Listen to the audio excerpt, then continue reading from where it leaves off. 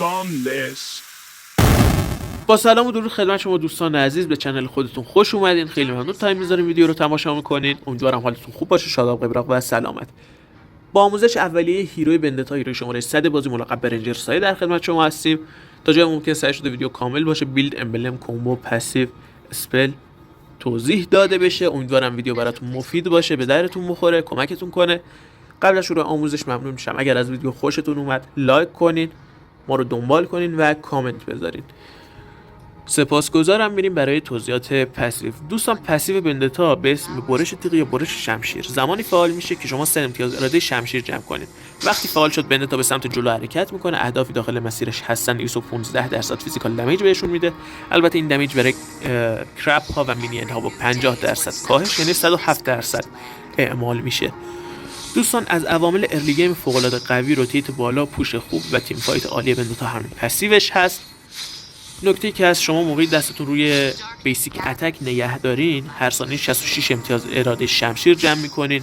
توی 1.5 ثانیه میتونین از پسیوتون استفاده کنین. با بیسیک زدن ساده و استفاده از اسکیل ها هم هر ضربه‌ای که بزنین 30 امتیاز اراده شمشیر میگیرین. میتونین تقریبا با 3 ضربه فعال کنین پسیوتون رو. وقتی که شما دستتون روی بیسیک اتک نگه دارین، اراده شمشیر جمع کنین تا 3 ثانیه وای میسه. 25 ثانیه که ازش گذشت، هر ثانیه 10 امتیاز کم میکنه از شما. توی 10 ثانیه پسیوتون غیر فعال میشه و به 0 میرسه. این خط بالایی هم که میبینین به شکل شمشیر همون اراده شمشیرشه که داره جمع میکنه. این نکاتی بود در مورد پسیو بندتا که لازم بود بدونین. بریم سراغ اسکیل اول. اسکیل اول بندتا یه اسکیل باحال 2 مرحله‌ای به اسم برش سایه هست. یه سری مزایا و آپشن‌ها داره به اضافه موبیلیتی که براتون توضیحش میدم. تو مرحله اول بندتا موقعی میخواد از برش سایه استفاده کنه، بدن اصلیش مستقیما به سمت عقب میاد، سایه‌اش ظاهر میشه. توی یک رنج هلالی شکل یا باد بزن شکل به اون اهداف دمیج وارد میکنه. میزان دمیجش هم بین 200 تا 400 واحد فیزیکال اتک به اضافه 75% فیزیکال اتک کل شماست. یعنی توی سطح یک 200 واحد، هرچی لول اپتون بالاتر بره دمیج بیشتر میشه. آپشن مثبتی که داره، اگر سایه‌تون به انمی یا اون هدف ضربه وارد کنه، به مدت نیم ثانیه 60% اسلو افکت، یعنی کاهش سرعت داره اصطلاحاً. تو مرحله دوم هم همونطور که دیدین، بدن اصلی بندتا توی یک خط مستقیم رو به جلو حرکت میکنه، ضربه دومو به انمی میزنه. یه جابجایی کوتاه داره، تقریبا جلوی سایه وای میسه این قسمت. یعنی میزان دمیجش هم بین 75 تا 200 واحد فیزیکال اتک به اضافه 100% فیزیکال اتک شماست. حالا یه نکته‌ای که داره، اگر قبلا سایه شما به انمی دمیج داده باشه، به جای 100% 200% دمیج میده. کولدان اسکیل بین 6.5 تا 10 ثانیه است. سطحتون بالاتر بره کولدان پایین‌تر میاد. اگر که گوشای باد بزن، یعنی این دو قسمت به انمی بخوره یا به هدف بخوره، فقط یک ضربه حساب میشه، چون سایه‌تون ضربه زده و 30 امتیاز میگیره. اگر توی مرکز باشه، یک دور سایه یک دور بدن اصلی ضربه زده، 60 امتیاز میگیریم برای پسیوتون. هرچی تعداد بیشتر باشه، ضربه بیشتره، پسیوتون سریعتر شارژ میشه. برای پوش دادن خیلی مناسبه و بیشترین دمیجی هم که میده توی ناحیه مرکزی هست. اسکیل دوم بندتا یه اسکیل جذاب و کاربردی به اسم چشم در مقابل چشمه. بندتا کاتاناشو بالا میاره، توی حالت دفاعی به سمت مستقیم یورش میبره، اهدافی که مثلشن ضربه میخورن. میزان دمیجش 300 تا 450 واحد فیزیکال دمیج به اضافه 80% فیزیکال دمیج کل شماست. 4 تا مزیت اصلی داره، موبیلیتی داره، باف داره، براتون توضیحش میدم. کولدان نسبتا بالایی داره، 12 تا 15 ثانیه با افزایش سطحتون پایین‌تر میاد. از کاربردی ترین، بهترین، فوق العاده ترین و باحال ترین اسکیل های اسمونتو میتونه بسازه و ساخته. مزیت اولش آنتی دمیج، شما به مدت 8 ثانیه دمیج نمیخورین، چه از تاورا، چه از بیس، چه از لورد، چه از انمی و هر چیزی که باشه. البته پسیو یورانگ روی شما میمونه، بعد از 8 ثانیه به هر حال اچتون کم میشه و استکای مثل استک های اوسا یا برودی هم صفر نمیکنه. میریم برای تستش. اگر که از اون آنتی دمیج درست استفاده کنید، هر چیزی بخواد شما رو دمیج بده و دمیج نخورین، پسیوتون فعال میشه همونطور که دیدید. این مزیت دومشه. بریم برای مزیت سوم، یعنی آنتی استان. مزیت سوم بندتا آنتی استانه. مثل اسکیل سانشین استان نمیشه. اگر درست از اسکیل استفاده کنین و تایمی که استان خوره روتون، میتونه از استان فرار کنه همونطور که دیدید. حالا دوستان، جز این که آنتی استان، آنتی دمیج و فعال شدن پسیو داره، استان هم داره. به این صورت که اگر انمی توی رنج شما باشه، مثل الان که این تو رنج منه، بخواد استان کنه شما رو، از اسکیل 2 استفاده کنید. نه تنها استان نمیشین بلکه انمیتون 1.5 ثانیه استان میشه. یه جوره اسکیل اصلی بندتا حساب میشه، نباید خرابش کنین موقعی که حالا تو مپ میگردین برای دنبال کردن انمی، برای حرکت تو مپ نگهش دارین برای تایم که حالا میخواد استان کنه کسی شما رو، یا مثلا تایمی که کمپ میخورین یا برای فایت ها خیلی حساسه، پس خرابش نکنین الکی. مثلا زیر تاور خیلی به دردتون میخوره. البته نکته‌ای که هستش ساپرس استان به هر حال شما رو استان میکنه و حساب نیست، اون داستانش کلا متفاوته. بریم برای اسکیل سوم. اسکیل سوم بندتا که همون التیمیتش هم هست، اسمش ضربه نهایی الکترو است. الکترو تیغ کاتانایی است که بندتا ازش استفاده میکنه و توی دیالوگاش هم میگه. ضربه نهایی الکترو یه اسکیل فوق العاده کاربردی برای بندتا، مزایای خیلی خوبی داره، براتون توضیحش میدم. وقتی بندتا از اسکیل میخواد استفاده کنه، روح و جسمش برای لحظه کوتاهی با الکترو ترکیب میشه، غیر قابل لمسه و غیر قابل دمیجی دریافت نمیکنه. کولدان نسبتا بالایی داره، 35 تا 45 ثانیه. حالا کولدان پایین‌تر هم میاد اگر که آیتم ببندین.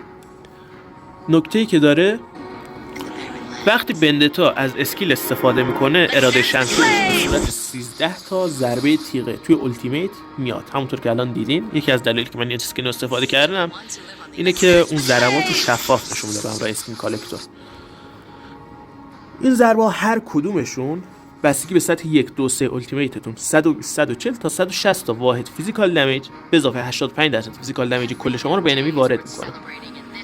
مجموعاً 1560 تا 2000 واحد فیزیکال دمیج به اضافه 1105% فیزیکال دمیج میخوره انمی تو الت شما. یک دمیج فوق العاده وحشتناک و زیادکت اگر تانک هم باشه معمولاً کیل میشه. مزیت دیگه که التیمیت داره اسلو افکتشه. مدت زمانی که انمی تو الت شما باشه 50% اسلو افکت میگیره که فرارشون رو خیلی سخت میکنه و به شما کمک میکنه. التیمیتتون تقریبا 2.5 ثانیه طول میکشه. با پتریفای خیلی خوب جواب میده.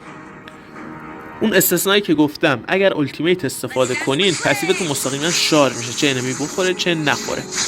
تو تایم هم که حالا اون اهداف انمی تارگت هر چیزی که میخواد باشه، مینینا توی التیمیت شما باشن، التتون شارژ میشه و میتونین از پسیوتون استفاده کنین. همونطور که میبینین ضرباتش پسیوتون رو شارژ میکنه. از راههای استفاده از التیمیت بندتا به همراه پتریفای هست. بعد از این التیمیت رو زنگ مستقیم پتریفای میزنین، هر تعداد انمی تو مسیرتون باشه استان میشه، میخواد 10 تا باشه میخواد یکی باشه و پسیوتون پشت سر هم شارژ میشه. میتونین از این حرکت استفاده کنین. دمیج خیلی خوبی به انمی میده. نکته‌ای که داره، اگر درست استفاده کنین، تعداد مناسبی توی التیمیتتون باشه، میتونین تا 4 تا 5 بار از پسیوتون پشت سر هم استفاده کنین. اگر تعدادشون کمتر باشه، مثل اول ویدیو که دیدین یه دونه انمی توی این مسیر بود، میتونین حدود 2 بار ازش استفاده کنین. این مواردی بود که برای التیمیت بندتا لازم بود بدونین. امیدوارم به درتون بخوره. میریم سراغ مرحله بعدی، یعنی امبلم و آیتم ها. دوستان میریم سراغ بخش دوم، یعنی امبلم، بیل و اسپل. اسپلی که رو بندتا استفاده میشه پتریفای یا فیلتره، ولی فیلتر پیشنهاد نمیکنم به هیچ عنوان. هم پتریفای استفاده کنیم پتانسیل کاملشه. برای امبلم تالنت کلی اساسین اکثرا استفاده میکنن، گاهن فایتر. برای تالنت یکش اساسین استفاده میشه، میتونین از اینم استفاده کنید. 16 تا فیزیکال اتک بهتون میده، 5 تا پن بهتون میده. پن قطعا بهتره، مثل اینکه دیفنس کم بشه، دیفنس رو در نظر نگیره. تالنت دوم اساسین استفاده میشه چون که یک انمی روش فوکوس میکنه، 7% اچ پی که بیشتر کم میکنه، دمیج بیشتر میده اصطلاحاً. ولی فقط یک انمی اگر التیمیت کنین رو یکیشون تاثیر، رو همشون تاثیر نداره. تالنت فایتر هم میشه استفاده کرد. تالنت فایتر تا 8 تا استک میشه، 6 ثانیه هستش. میاد بهتون ومپ میده، مثل اینکه یک وارکس بستین، به خاطر اسکیل 1 و التیمیت اسپل ومپ خوبی میگیرین، اچ پی تون سری پر میشه. اگر که تالنت فایتر بستین حتما اساسین بذارین. اگر تالنت اساسین بستین میتونین فایتر بذارین، میتونین اساسین بذارین. تالنت 3 تون میج استفاده میشه. بعد از میج از تالنت اساسین هم استفاده میکنن، ولی اصلیش همین تالنت به خاطر این پسیوی که داره، اون دمیجی که تو شرط بحرانی میده. از اینم میتونین استفاده کنین. یه تعداد کمی استفاده میکنم، من خودم گان استفاده میکنم. دلیلش هم اینه اگر 3 ضربه بزنین به انمی، دمیجی که میدین توی ضربات بعدی 8% بیشتر میشه. برای یوزان که فوق العاده کاربردی، برای بندتا هم توی اون اولتو کمبو اسکیلی که داره میتونه کمکتون کنه، ولی بهترین گزینه‌اش همینه. از بحث تالنت.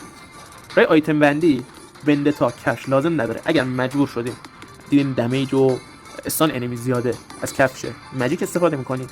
در شرایطی که دیدین فیزیکال دمیج خیلی اذیتتون میکنه لازم داشتین از این کفش استفاده کنیم، ولی من پیشنهاد نمیکنم. اگر مجبور شدین نهایتا همون کفش مدیک دفو ببندید. آیتم اول بندتا پکتا میارم. آیتم دومش آیتم آزادیه. برای آیتم دوم میتونین از اسکای استفاده کنین. اونایی که میخوام بگم همشون پیشنهاد آیتم دومه. اگر دیدین بندتاتون تازه کاره نمیتونین کیل بگیرین یا فیلر شدین، تعداد کیلتون بالا رفت، کیلایی که دادین منظورمه ببینید، آیتم اسکای نبندین، بفروشینش، چون پسیوش به درتون نمیخوره. حتما هم آیتم دوم یا سوم ببندین تا پسیوش بخواد پرش طول میکشه. اون آیتم آخری مناسب نیست ببندینش. میتونین برای جایگزین اون سرعت حرکتتون از آیتم هانتر استفاده کنین. دلیلش چیه؟ دلیلش اینه که میاد و موقع اسکیل بزنین، اسکیلتون بخوره به هدف، سرعتتون رو بیشتر میکنه. یک دمیج مناسبی هم داره، به درتون میخوره. میتونین از آیتم آنتی هیل فیزیکال استفاده کنین. اگر جلوتون انمی هیلر بود مثل یوجان یا اسمرالدا، مثل استس، گروهای هیلر جلوتون بودن، از این آیتم میشه استفاده کرد. فیزیکال دیفنس آنتی هیل هم میتونین استفاده کنین، اون آنتی هیل تان. مورد دیگه‌ای که استفاده میشه و به درتون میخوره آیتم تاندربلت. گاهن به عنوان آیتم دوم استفاده میشه. تاندربلت یک آیتم استک خوب هیبرید دیفنس بهتون میده. یا حالا این سیزن و سیزن پیش استفاده خوبی شده از تاندربلت روی بندتا. مورد بعدی که میشه استفاده کرد وارکس همراه اون ریومپی که شد اسپل ومپ گرفت، اچ پی گرفت و مناسبه، آیتم خیلی خوبیه. اما یه نکته که هست، بندتا چون که کمتر روی فایت ها میمونه کمتر از اون وارکس استفاده میکنه، ولی اسکیل 1 و التیمیتش در نظر داشته باشین که شما رو دست خالی نمیذاره. اگر اسپلتون رو ومپ گذاشتین رو امبلم، اسپل ومپ گذاشتین، اسکیل دو تالنت دوم دیگه کمتر لازم میشه از این استفاده کنید و بهتر استفاده کنید. جاش همون تاندربلت یا اسکای برند یا هانتر. این آیتم همراه اندلس بتل دمیج خوبی هم میده به انمی. آیتم سومتون که همراه هپتا جز آیتمای واجب برای بندتاست، آیتم اندلس بتل. این آیتم بهتون اون دمیج خوب میده، یه بیسیکتون دمیج فوق العاده میده، پسیواتون رو کمک میکنه، اچ پی بهتون میده. کلا آیتم مناسبی برای بندتا. اگر اسکای بسین آیتم دوم، این آیتم 4 رو میارین با مالفیک جابجاش کنین که دمیجتون جبران شه.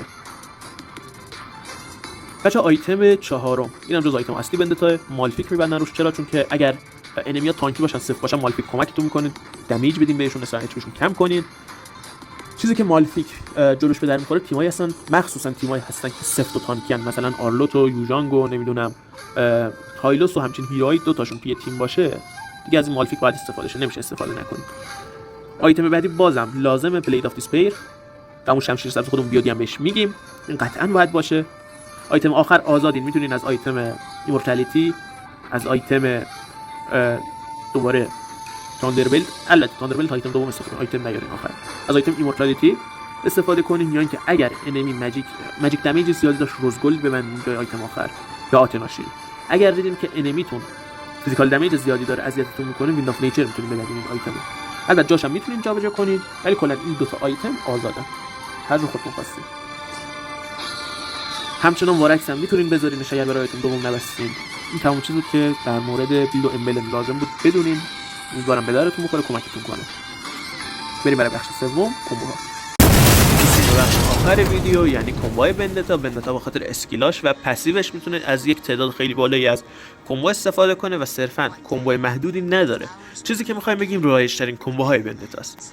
برای زمانی که سطح 1 هستین، پسیو 1 و پسیو هم دمیج میدین اون انمی و مینین، هم بک میدین.